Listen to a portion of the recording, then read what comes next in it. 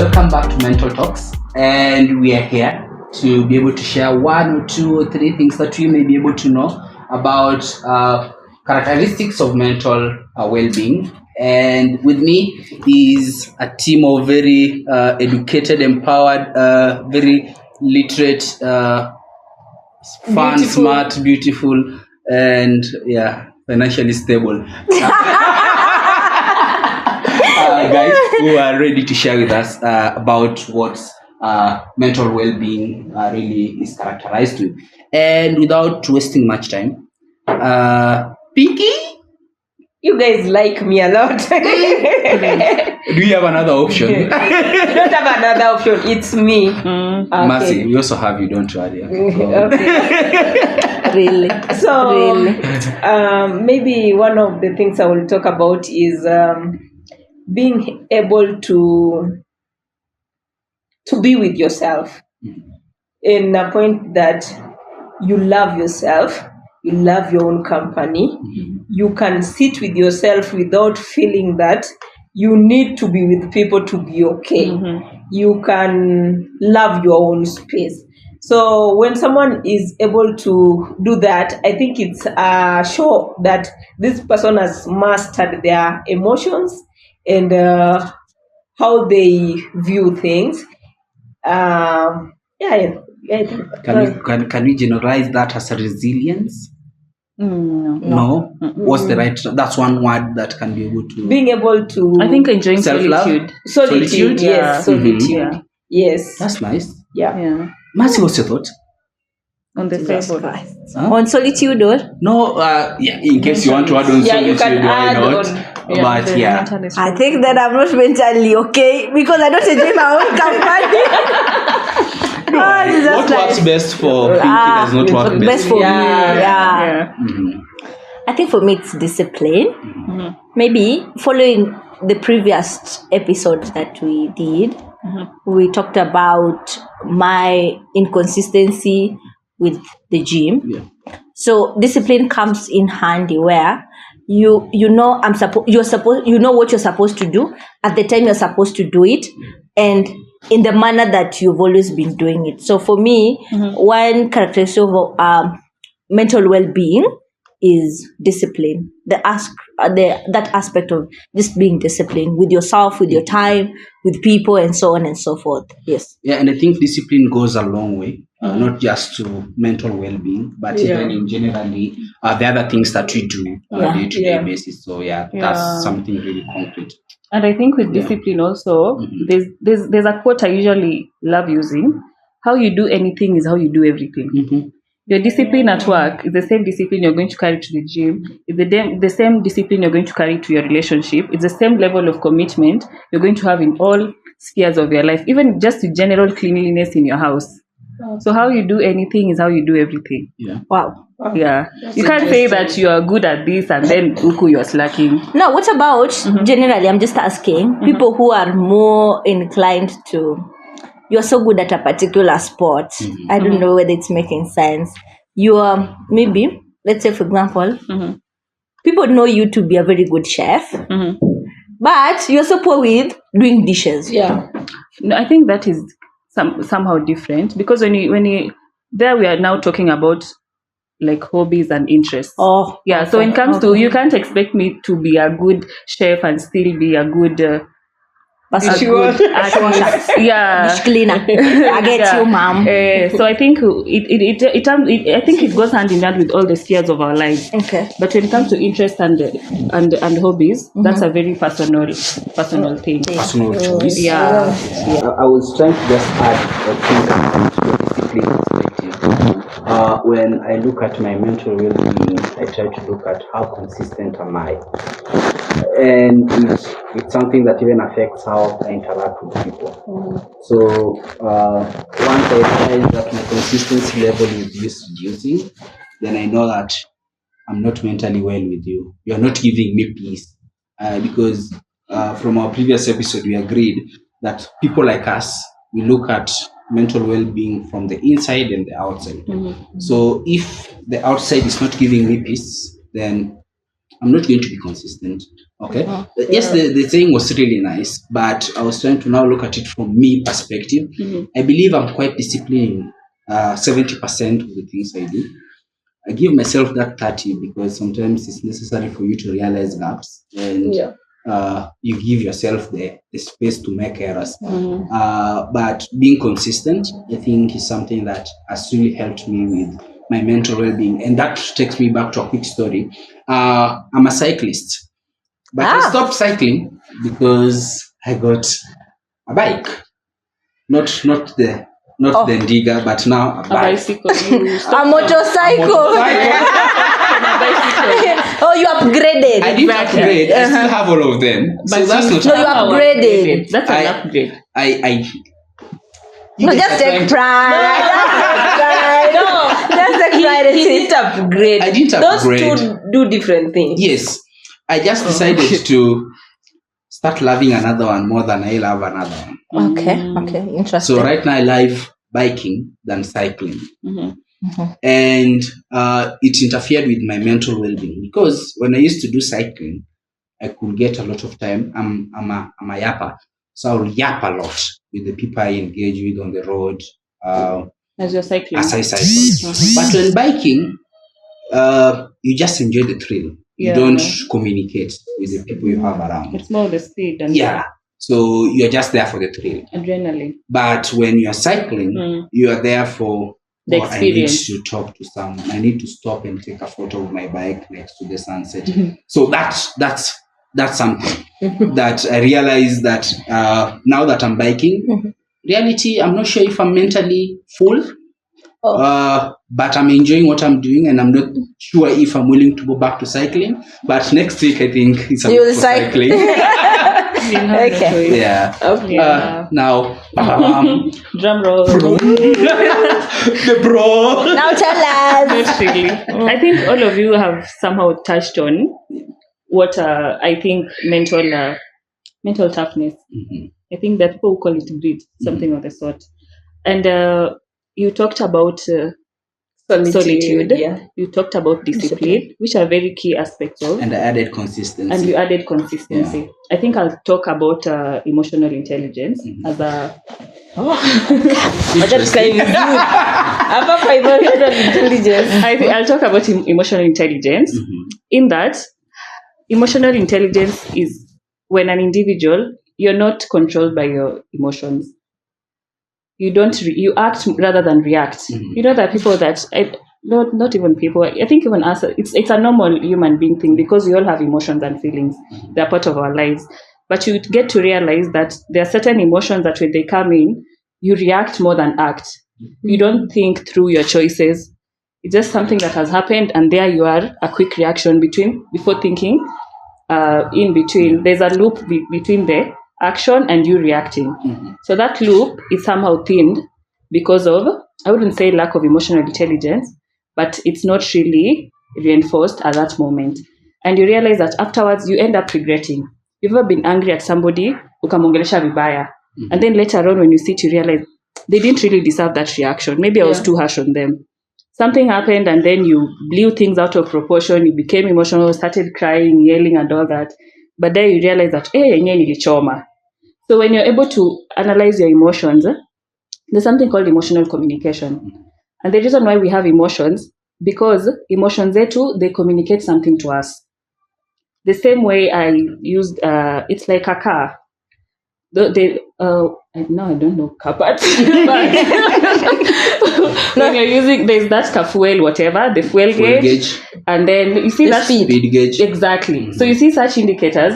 They are the ones that tell you how well the car is. Like, do I have enough fuel to get me to town or to take me back home? How is the speed? Is the speed okay? So you see that form of communication is the same thing that emotions give to our bodies. Okay. So that's why you really need to be able to understand as an individual, how do I process emotions? About what do my emotions mean to me? Because there's something like anger. When let's say something has happened that has angered you, it's either a boundary has been crossed, somebody has crossed your boundary, or a need of yours is not being met. Yeah. Okay. Nimekukanyaga. ukajam, ulikuwa umevaa viatu za white. Nishaanza kujam. Exactly. You're putting on white shoes. Somebody steps on you kwa matatu. That means a boundary has been crossed. Yeah. Or you expected me to do something and I didn't do it. You get mad at me. Yeah. It means there's a need or an expectation that was not met. So imagine between you feeling that anger, you processing what it actually means, and you reacting. Imagine how much can change within that time loop of you being able to analyze, this is the emotion I'm feeling, and this is the reason why, and this is how I can act or react. Yeah. You see, so something like that, when it comes to like jealousy, I usually say jealousy is a tool if you're self-aware. Why am I jealous that she has a new dress? Maybe I want a new dress and I've never bought myself. Why am I angry that maybe he's taking the last sip of the juice? Why am I jealous that he's doing that? Because I also wanted this. And the juice are sweet. And I'm not even joking. Yeah. So when you realize that jealousy, it's something that you want, it's a desire that you have, and you're not able to work on it. So instead of feeding on the jealousy and then envy comes in, and then you start acting on the jealousy and the envy, you realize that maybe I'm angry because she got a new job. Do I want a new job? What am I doing about me wanting a new job? Am I applying for new opportunities? Am I out looking for new opportunities? Or am I just sitting in the house jealous that she's getting a new job? So you see, when you're able to analyze such emotions like that, unapata kama you're more objective rather than acting on your emotions. Yeah, so that is where emotional intelligence comes in when we talk about mental well-being, because most of us, emotions are part of our mental well-being. Yeah. All our actions are driven by emotions. So when you're in a better position to understand them, you're in a better position to act and to react. Wow. Yeah. And then I think the last point on mental toughness is empathy. Yeah. Empathy is being able to put yourself in somebody else's shoes. How they would feel. Yeah, like how would somebody feel? And in case their shoes is too small and mine is big. Yeah, exactly. And I feel there are also people who misuse that on other people. Yes, I agree. But you see where the catch is. You can only practice empathy with somebody else when you practice it with yourself. Give yourself grace. You give yourself grace. The same grace you're able to give yourself is the same grace you'll extend to other people. Yeah. The same level of understanding you give yourself is the same level of understanding you give to somebody people. Yeah. The way you process your emotions is the same way you're going to process somebody else's emotions. I come to you, I'm telling you that, hey, this is what I'm going through and this is what I'm feeling. Or I've lost something. I've lost a dog. You know the way people don't understand the relationship people have with pets. Yeah. You've never gone through a loss, or you've never really understood what goes into somebody's mind when they've lost something. Even for yourself, probably you've never processed your own losses. So when I come to you telling you that this is what has happened, what do most people say? You utakuwa tu sawa. You ni kitu ndogo. It means the same level of ni kitu ndogo you're giving somebody else is the same kitu ndogo you use to interpret your own emotion, meaning you downplay your own emotion. So you're not able to process them well.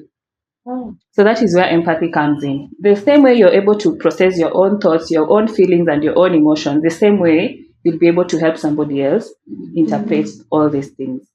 So that is also a good way to gauge somebody's level of mental well-being and even just your own. How do you react to other people's issues? Are you the first person? Are you quick to brush off people's issues? Are you the first one to brush off people's experiences? Hiyo ni kitu ndogo. Kwanza somebody comes to you that, hey, I'm stressed. Wewe hata uko stressed. Mimi ndio niko stressed. Yeah. Exactly. Mimi hata niko stressed kukushinda. So such situations, they really reveal a lot about somebody's psyche. That's really nice. Yeah. And from this, just a reminder, it's not cast on books, it's not cast on stones. We have other characteristics that you have to. You want to add something? Yeah. Kindly do before we close up. I think, and the last one, I'll talk about resilience. Yeah. I think you touched on it, or you also touched on it, kidogo, but I think it's also a very good aspect to gauge, even your own, as an individual, how resilient are you? Like, how are you able to push beyond those tough times? And I think I enjoy my comfort zone, but it's okay. Exactly. All of us do. Yeah. All of us, if we wish, we could be sitting on a couch the whole day, watching whatever we need to watch, eating on snacks and going to sleep. But life has to move on. We have stuff to do. And there's a way we have to react to certain things. So when it comes to resilience, is it about work? Is it about your own relationships? And when I even for myself, when I talk about resilience, something that drives me is you ask yourself why. Why did I start?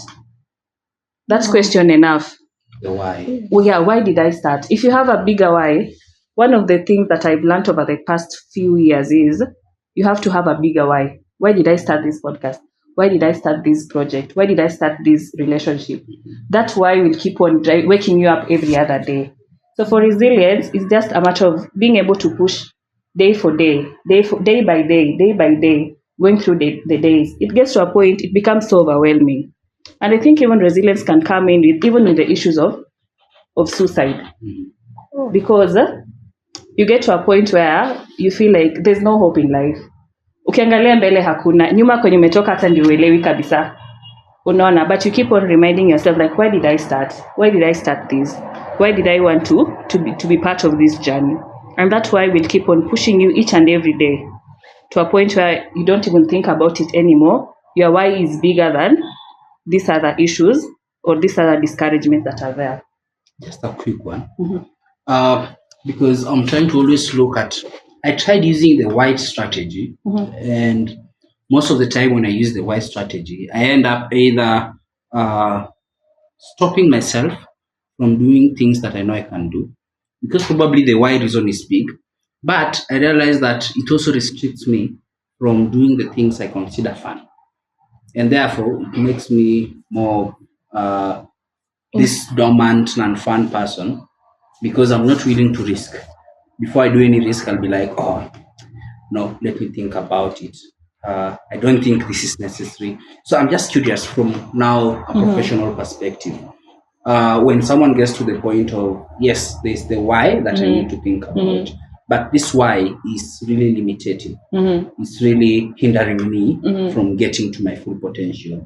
In that situation, what can we do? That is where now fear comes in. That is more fear. Either your fear of failure, fear of being seen as trying, fear of being seen as failing. Like now that's where fear comes in. Okay. Because if you get to a point whereby you have this big why or whatever, you have this thing you want to do, but now imefika mahali, it's like you become stagnant. It's because there's something that is holding you. Because I'm trying to look at it this way. There's this thing you want to do and you're here. So this thing in between, nini, is it fear of trying, fear of failure? Because fear of failure is really a huge one for most of us. And then if you have like a bigger goal, break it down into tasks. Because if you look at it as this huge thing, you want to do anything. Yeah. You want to do anything. You break it down into I want to start a business. You're looking at the end goal, which is probably capital. Capital in a could discourage. Yeah. But when it comes to starting a business, first of all, you have to scout for what is the viable business that you want to do. Maybe that's one thing. Leo, I'll write down the businesses that I want to do. The next day, I'll scout around to see the areas that I'd want to do the business. Maybe the third task is find people that are doing the same business and see how they're doing. What can I learn? The fourth time is maybe speak to other people and hear their points of view. So the easiest way to break your goals is to put them into tasks. It will break down the fear of you moving from whatever you want now and from whatever you're heading to. And the in between is where resilience comes in. Nice. Yeah. That's really perfect. And I think we are going to wrap this conversation at this particular point. As we wrap it up, I would love to first appreciate Yonga. I had one job. Fucking job. Yonga. I didn't whisper. I would love to appreciate Yonga Apartment for giving us this space for this particular podcast, and also Lily Juice, right? We enjoyed your juice, and we hope you sponsor our next podcast too. And we'd love to also give quick shout outs to their entities really quick in less than 30 seconds. Okay. So yeah, I'd like to do a shameless plug. Check out my page on Instagram, Hakika Connect, to get more content on mental health and mental health issues, in everything in between. Yeah. perfect. Everything is there. In between. Yes. What do I plug, Charlie? Nah, No, I mean, I'll only ask that you kindly support us by following up on Instagram, liking our podcast on Spotify Sharing and at MentaltalksKE, and also subscribing on our YouTube channel at MentaltalksKE, and liking all our pages. That's all. Thank you. Please subscribe. And Pinky, close that for us. Bye. Bye. It's a wrap.